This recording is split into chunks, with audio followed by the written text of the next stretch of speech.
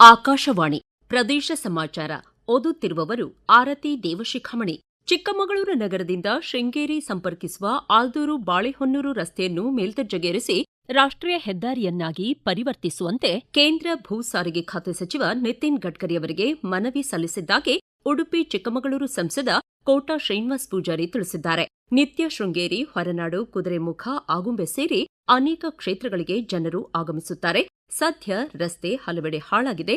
CRIF ನಿಧಿಯಿಂದ ರಸ್ತೆ ಅಭಿವೃದ್ಧಿಗೆ 50 ಕೋಟಿ ರೂಪಾಯಿ ಮಂಜೂರು ಮಾಡಿ ಮೇಲ್ದರ್ಜೆಗೆ ಏರಿಸುವಂತೆ ಕೋರಿದ್ದಾಗಿ ಮಾಹಿತಿ ನೀಡಿದ್ದಾರೆ.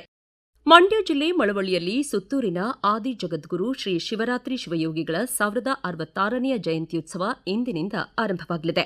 ನಾಳೆ ರಾಷ್ಟ್ರಪತಿ ದ್ರೌಪದಿ ಮುರ್ಮು ಅವರು ಕಾರ್ಯಕ್ರಮದಲ್ಲಿ ಭಾಗವಹಿಸಲಿರುವ ಹಿನ್ನೆಲೆ ಭದ್ರತಾ ಪಡೆಯ ಹಿರಿಯ ಅಧಿಕಾರಿಗಳು ಹೊಸದಿಲ್ಲಿಯಿಂದ ಆಗಮಿಸಿ ಮಾರೇಹಳ್ಳಿ ಬಳಿ ನಿರ್ಮಿಸಲಾದ ಹೆಲಿಪ್ಯಾಡ್ ಮತ್ತು ಅಣುಕು ಕಾರ್ಯಾಚರಣೆ ಕೈಗೊಂಡರು.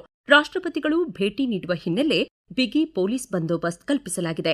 ರಾಷ್ಟ್ರಪತಿಯವರು ಸಂಚರಿಸುವ ಮಾರ್ಗದ ಇಕ್ಕೆಲೆಗಳಲ್ಲಿ ಕಟ್ಟೆಚ್ಚರ ವಹಿಸಲಾಗಿದೆ. ಜಿಲ್ಲಾಧಿಕಾರಿ ಕುಮಾರ್, ಜಿಲ್ಲಾ ಪೊಲೀಸ್ ವರಿಷ್ಠಾಧಿಕಾರಿ ಮಲ್ಲಿಕಾರ್ಜುನ್ ಬಾಲದಂಡಿ ಮೇಲುಸ್ತುವಾರಿ ವಹಿಸಿದ್ದಾರೆ.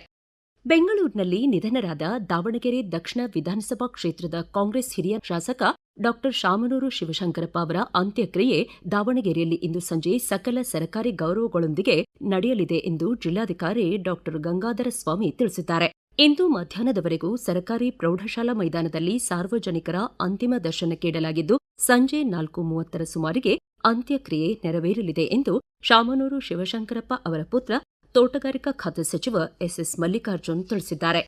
ಸ್ವಚ್ಛ ಪರಿಸರ ಹೊಂದಿದ ದೇಶದ ಅಗ್ರ 10 ನಗರಗಳ ಪಟ್ಟಿ ಬಿಡುಗಡೆಯಾಗಿದೆ. ಸೆಂಟರ್ ಫಾರ್ ಕ್ಲೀನ್ ಏರ್ ಸಂಸ್ಥೆಯ ವರದಿ ಪ್ರಕಾರ ರಾಜ್ಯದ 6 ಸ್ವಚ್ಛ ನಗರಗಳು ಸ್ಥಾನ ಪಡೆದಿವೆ. ಕೊಪ್ಪಳ ಜಿಲ್ಲೆ ರಾಜ್ಯದಲ್ಲೇ ಪ್ರಥಮ ಸ್ಥಾನದಲ್ಲಿದೆ.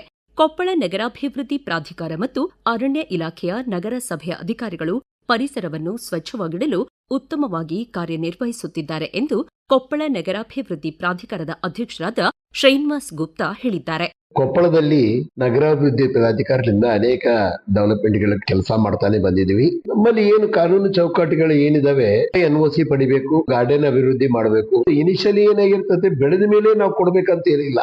ಸ್ಟಾರ್ಟ್ ಮಾಡಿದ ಮೇಲೆ ಅರಣ್ಯ ಇಲಾಖೆ ಇರ್ಬೋದು, ತೋಟಗಾರಿಕೆ ಇಲಾಖೆ ಇರ್ಬೋದು, ವಾಟರ್ ಬೋರ್ಡ್ ನವರು ಇರ್ಬೋದು, ಗಿಡ ಇದಾವ ಇಲ್ಲ ಅನ್ನೋದು ಅವರು ಪರಿಶೀಲನೆ ಮಾಡಿ ಕೊಡ್ತಾರೆ.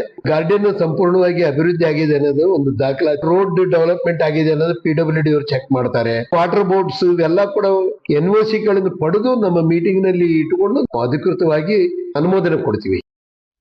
ಗದಗ ಜಿಲ್ಲೆಯ ನಾಗಾವಿ ಗ್ರಾಮದಲ್ಲಿರುವ ಮಹಾತ್ಮ ಗಾಂಧಿ ಗ್ರಾಮೀಣಾಭಿವೃದ್ಧಿ ಮತ್ತು ಪಂಚಾಯತ್ ರಾಜ್ ವಿಶ್ವವಿದ್ಯಾಲಯದಲ್ಲಿ 18ನೇ ರಾಷ್ಟ್ರೀಯ ಪಂಚಾಯತ್ ಪರಿಷತ್ ಸಮ್ಮೇಳನ ಸಂಪನ್ನಗೊಂಡಿತು.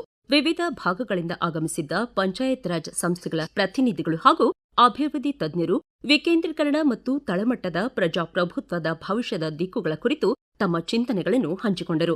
ಕರ್ನಾಟಕ ಗಾಂಧಿ ಸ್ಮಾರಕ ನಿಧಿ ಅಧ್ಯಕ್ಷರಾದ ಡಾ ಒಡೆ ಕೃಷ್ಣ ಮಾತನಾಡಿ, ವಿಕೇಂದ್ರೀಕರಣವು ಪ್ರಜಾಪ್ರಭುತ್ವವನ್ನು ಬಲಪಡಿಸುವುದರೊಂದಿಗೆ ಹೊಣೆಗಾರಿಕೆ ಮತ್ತು ಸಮಾವೇಶಿತ ಅಭಿವೃದ್ಧಿಗೆ ದಾರಿ ಮಾಡಿಕೊಡುತ್ತದೆ. ಅಭಿವೃದ್ಧಿ ಯೋಜನೆಗಳನ್ನು ರೂಪಿಸುವುದು, ಅನುಷ್ಠಾನಗೊಳಿಸುವುದು ಹಾಗೂ ಮೇಲ್ವಿಚಾರಣೆ ಮಾಡುವ ನೈಜ ಅಧಿಕಾರ ತಳಮಟ್ಟದ ಸಂಸ್ಥೆಗಳ ಕೈಯಲ್ಲಿರಬೇಕು ಎಂಬುದು ಪ್ರಜಾಸತ್ತಾತ್ಮಕ ಆಡಳಿತದ ಮೂಲಭೂತ ತತ್ವವಾಗಿದೆ ಎಂದರು. ಮಹಾತ್ಮ ಗಾಂಧಿ ಗ್ರಾಮೀಣಾಭಿವೃದ್ಧಿ ಮತ್ತು ಪಂಚಾಯತ್ ರಾಜ್ ವಿಶ್ವವಿದ್ಯಾಲಯದ ಕುಲಸಚಿವ ಡಾ ಸುರೇಶ್ ನಾಡಗೌಡರ್ ಮಾತನಾಡಿ, ತಳಮಟ್ಟದ ಸಂಸ್ಥೆಗಳನ್ನು ಸಬಲಗೊಳಿಸುವುದರಿಂದ ಮಾತ್ರ ಸಮಾವೇಶಿತ ಹಾಗೂ ಬಲಿಷ್ಠ ಪ್ರಜಾಪ್ರಭುತ್ವ ಸಾಧ್ಯ ಎಂದು ಹೇಳಿದರು. ಚಾಮರಾಜನಗರ ಜಿಲ್ಲೆಯ ಬುಡಕಟ್ಟು ಸಮುದಾಯದ ಸೂರಿಲ್ಲದ ವನವಾಸಿಗರಿಗೆ ವಸತಿ ಸೌಲಭ್ಯ ಕಲ್ಪಿಸಲು ದಾಖಲೆಗಳ ಸಂಗ್ರಹ ಕಾರ್ಯ ಆರಂಭವಾಗಿದೆ.